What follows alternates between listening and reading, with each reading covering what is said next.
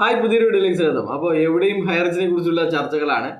അപ്പോൾ ഇന്നലെ ഹൈറിച്ചിനെ കുറിച്ചുള്ള ചർച്ചകൾ നിയമസഭയിലും വന്നു. എറണാകുളത്തു നിന്നുള്ള MLA TJ വിനോദാണ് ചോദ്യങ്ങൾ ചോദിച്ചത്. അപ്പോൾ അദ്ദേഹത്തിൻ്റെ ചോദ്യം ഇതായിരുന്നു: ഹൈറിച്ച് മണി ചെയിൻ തട്ടിപ്പ് കേസിൽ നിക്ഷേപകരുമായി ഹൈറിച്ച് മണി ചെയിൻ തട്ടിപ്പ് കേസിൽ നിക്ഷേപകരായി അന്യരാജ്യത്തും അന്യസംസ്ഥാനത്തും ഉള്ളവർ ഉണ്ടെന്ന് ഇതുവരെയുള്ള അന്വേഷണത്തിൽ ശ്രദ്ധയിൽപ്പെട്ടിട്ടുണ്ടോ? അന്താരാഷ്ട്ര പണമിടപാടുകൾ ഉള്ളതായി ഇതുവരെയുള്ള അന്വേഷണത്തിൽ വെളിവായിട്ടുണ്ടോ എന്നാണ് അദ്ദേഹത്തിൻ്റെ ചോദ്യം. ഒന്നാമത്തെ ചോദ്യം. അദ്ദേഹത്തിന് ഉത്തരം നൽകുന്നത് ശ്രീ പിണറായി വിജയൻ തന്നെയാണ്. കേരളത്തിൻ്റെ മുഖ്യമന്ത്രിയാണ് മറുപടി നൽകിയത്.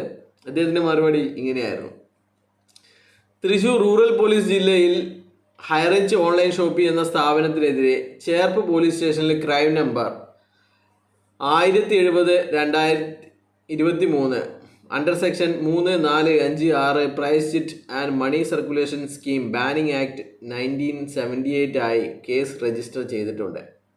അന്വേഷണത്തിൽ അന്യ സംസ്ഥാനത്ത് നിന്നും നിക്ഷേപകർ ഉള്ളതായി ശ്രദ്ധയിൽപ്പെട്ടിട്ടുണ്ട്.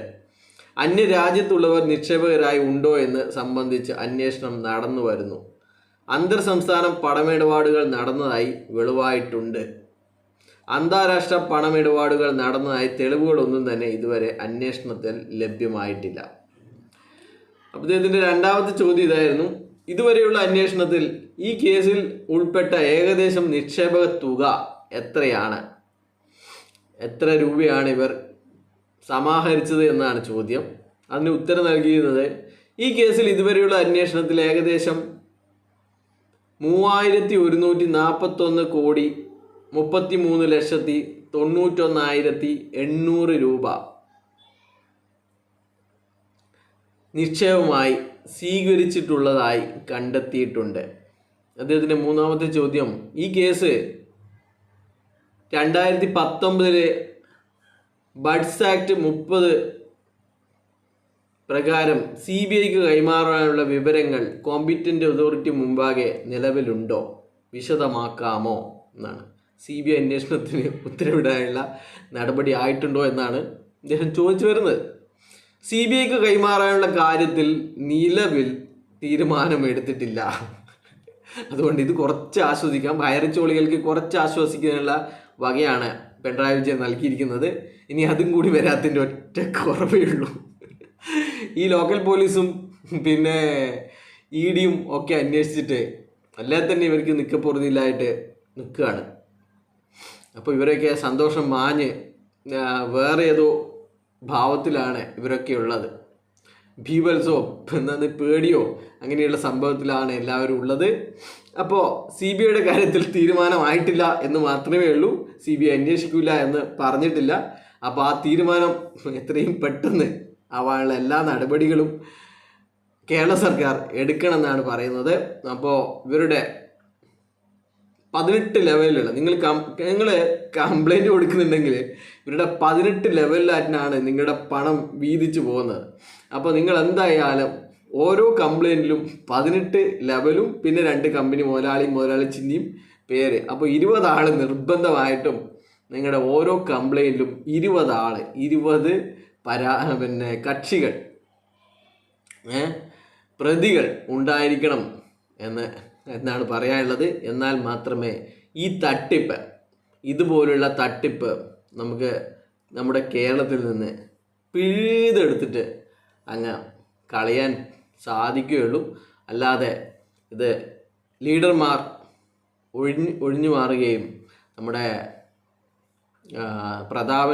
ശ്രീനാഥ് പ്രതാപനും മാത്രം പ്രതികളായി ശിക്ഷ അനുഭവിക്കുകയും ചെയ്തു കഴിഞ്ഞാൽ അവരെക്കാൾ വലിയ തട്ടിപ്പ് വീരന്മാരായിട്ട് നമ്മുടെ ലീഡർമാർ, അവരുടെ ആരും പേരെടുത്ത് പറയുന്നില്ല, അപ്പോൾ ആരെങ്കിലും ഒരാൾ പേര് വിട്ടുപോയി കഴിഞ്ഞാൽ അവർ വിചാരിക്കും, ഓ ഞാൻ രക്ഷപ്പെട്ടു, എൻ്റെ പേര് പറഞ്ഞില്ലല്ലോ. അപ്പോൾ നമുക്കങ്ങനെ പക്ഷപാതമൊന്നുമില്ല, എല്ലാ ലീഡർമാരും പെടണം എന്ന് തന്നെയാണ് പറയുന്നത്. എന്നാൽ മാത്രമേ ഇത്തരം തട്ടിപ്പുമായിട്ട് ഇനി ഒരുത്തനും മറ്റുള്ളവരെ പൈസ തട്ടിക്കാൻ വേണ്ടിയിട്ട് വരാതിരിക്കുകയുള്ളൂ. അപ്പോൾ ഇത് ഒരു ക്വസ്റ്റ്യൻ മാത്രമാണ്. എറണാകുളം MLA TJ വിനോദിൻ്റെ ക്വസ്റ്റ്യൻ മാത്രമാണ്. മറ്റു ചോദ്യങ്ങളും ഉണ്ടായിരുന്നു. അപ്പോൾ ഇത് തന്നെ ധാരാളമല്ലേ. ഇത് കേട്ടപ്പോൾ തന്നെ ഇറ്റൊക്കെ ഒരുപാടപ്പെട്ടൊക്കെ ആൾക്കാർക്ക് ബോധം വന്നിട്ടുണ്ടാകും. ഇന്ന് EDയുടെ റിപ്പോർട്ട് പുറത്ത് വന്ന് EDയുടെ അതിനെക്കുറിച്ചുള്ള പത്ര റിപ്പോർട്ടുകളൊക്കെ വന്നതിന് ശേഷം എല്ലാവരും തന്നെ മൗനത്തിലാണ്. ഇനി ഒരു തിരിച്ചുവരവ് ഇല്ല എന്ന് അവരും ഉറപ്പിച്ച മട്ടാണ്. അപ്പോൾ നമ്മളൊക്കെ ഇതിൻ്റെ കേസ് വന്നത് മുതൽ പറയുന്ന ഒരു കാര്യമാണ്, ഈ ഒരു കമ്പനിക്ക് ഇനി ഒരു തിരിച്ചുവരവ് സ്വപ്നത്തിൽ മാത്രമാണ് എന്നുള്ളത്. ഈ കമ്പനിക്ക് ഇനി എന്താണോ സർക്കാർ നിശ്ചയിക്കുന്നത് അതിനനുസരിച്ചിട്ട് മാത്രം നീങ്ങുക എന്ന് മാത്രമേ ഉള്ളൂ. അപ്പോൾ 2 ദിവസം കൂടി ഒളിവിൽ കഴിയാനുള്ള അവസരം ഇന്ന് എറണാകുളം ഡിസ്ട്രിക്ട് സെഷൻ കോർട്ട് ഉണ്ടാക്കി കൊടുത്തിട്ടുണ്ട്. അതിനിടയിൽ ഇവർ പിടിക്കപ്പെടാൻ ആണ് ഏറെ ചാൻസ്. ചില ആൾക്കാരൊക്കെ പറയുന്നുണ്ട് കണ്ണൂർ ജില്ലയിലുണ്ട്, അവിടെയുണ്ട് ഇവിടെയുണ്ട് എന്നൊക്കെ പറയുന്നുണ്ട്. എന്തായാലും ഇവർക്കറിയാം എന്തായാലും പിടിക്കപ്പെടും എന്നുള്ളത് കാര്യം എന്തായാലും ഇവർക്ക് ഉറപ്പാണ്. അതുകൊണ്ട് അധികമൊന്നും ഇവർ ഒളിവിൽ പോകാൻ അല്ലെങ്കിൽ ഒളിവ് ജീവിതം നയിക്കാൻ പിന്നെ സാധ്യതയില്ല എന്നാണ് പറയുന്നത്. അപ്പോൾ ഇവരുമായി ബന്ധപ്പെട്ട എല്ലാവരും തന്നെ, നമ്മൾ മാത്രമല്ല, നമ്മുടെ മാനേജ്മെൻറ്റൊക്കെ പറയുന്നത് എന്ന് വെച്ച് കഴിഞ്ഞാൽ ശ്രീനയും പ്രതാപനും മാത്രമല്ല കുറ്റവാളികൾ. നമ്മൾ കുറച്ച് പൈസ എടുത്തിട്ടുള്ളൂ, ബാക്കി പൈസ തേച്ചും അവർക്കാണ് നമ്മൾ വീതിച്ചു കൊടുത്തിരുന്നത്. അവരെയും കൂടി നിങ്ങൾ പ്രതികളാക്കണം, അവരെക്കുറിച്ചും നിങ്ങൾ വാർത്ത കൊടുക്കണം എന്നാണ് കമ്പനിയുടെ മാനേജ്മെൻറ്റിൽ. നിങ്ങൾ നോക്കണേ, കമ്പനിയുടെ മാനേജ്മെൻറ്റിലുള്ള ആൾക്കാരാണ് വിളിച്ചിട്ട് നമ്മളെപ്പോലെയുള്ള ആൾക്കാരോട് അല്ലെ പത്രക്കാരോട് പറയുന്നത്. അവർ മാത്രമല്ല ഇതിൻ്റെ പങ്കാളികൾ, ലീഡർമാരും ഉണ്ട്. നിങ്ങളെന്താ ലീഡർമാരെ കുറിച്ച് വാർത്ത കൊടുക്കാത്തത്? എല്ലാ മാധ്യമങ്ങളും ശ്രീനെയും പ്രതാപനെയും മാത്രമാണല്ലോ പറയുന്നത്. അവരെക്കാൾ സമ്പത്തുണ്ടാക്കിയ ആൾക്കാർ ലീഡർമാരായിട്ടുണ്ട്. അവരെക്കുറിച്ചും നിങ്ങൾ വാർത്ത കൊടുക്കണമെന്ന് മാനേജ്മെൻറ്റ് തലത്തിലുള്ള ആൾക്കാർ മാധ്യമങ്ങളെ വിളിച്ചിട്ട് പറയുകയാണ്. അതാണ് അവസ്ഥ.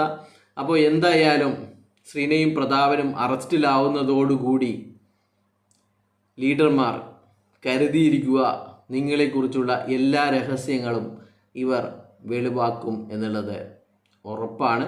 അപ്പോൾ എത്രമാത്രം പൈസ ഏതൊക്കെ ലീഡർ കൈക്കലാക്കിയിട്ടുണ്ട്, അവരുടെ അക്കൗണ്ടുകൾ ഏതൊക്കെയാണ്, അവരുടെ കമ്പനികൾ ഏതൊക്കെയാണ്, ഓരോ ലീഡർമാരുടെ കീഴെയും എത്ര ആൾക്കാരുണ്ട് എന്നുള്ള വിവരങ്ങൾ ശ്രീന പ്രതാപൻ തന്നെ വെളിവാക്കും എന്ന് ഉറപ്പാണ്. ആ ക്വസ്റ്റ്യൻ ചെയ്യലിലേക്ക് അടുത്തടുത്ത് വരികയാണ്. അപ്പോൾ ലീഡർമാർ കരുതിയിരിക്കുക എന്ന് മാത്രമേ പറയാനുള്ളൂ. ബൈ.